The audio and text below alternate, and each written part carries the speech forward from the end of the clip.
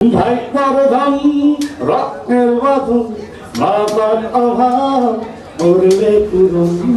রাস্তা ঈদ কেমন লাগলো? Thank you. ঈদের ব্যস্ততা শেষে আমাদের এই সাকসেস পার্টি কি বলবো, মানে সাকসেস কেন হলো এটি তো আমি নিজেকে প্রশ্ন করি, নিজে অ্যান্সার দিই।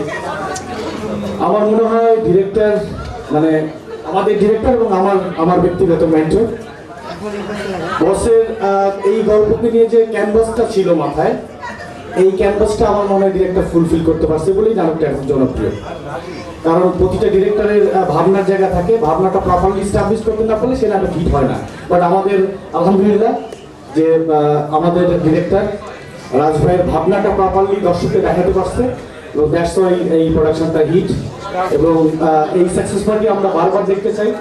আমার মনে হয় যে ক্যানভাসটা যেহেতু বড়, শুধু ক্যানভাসে শুধু গল্প না, বাজেট একটা বলে গেছে, বাজেট আর্টিস্ট, মানে আর্টিস্ট সিলেকশনে যদি কেউ কিপটামি করে যে চাচা থাকবে না, মামা থাকবে না, ওই ক্যানভাসটা অনেক বড়। এক্স্যাক্টলি কলজিয়ার কথা বলছে।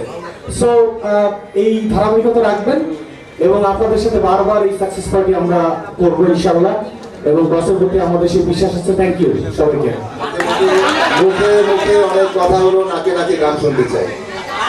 নাকে নাকে গানটা অনেক দিন ধরে গাইতেছি, ঠিক আছে, মানুষ কিন্তু বিরক্ত হয়ে যাচ্ছে।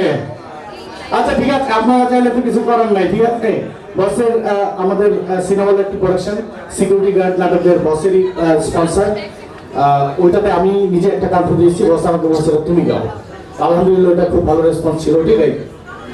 ভাই করধাম রক্তের বাঁধন বাবার অভাব করলে পূরণ, তুমি বিলিয়ে ছায়া পাবার মতন, মুখে ফুটিয়েছ হাসি অবিরত, তুমি আমার দুনিয়া, তুমি আমার সব।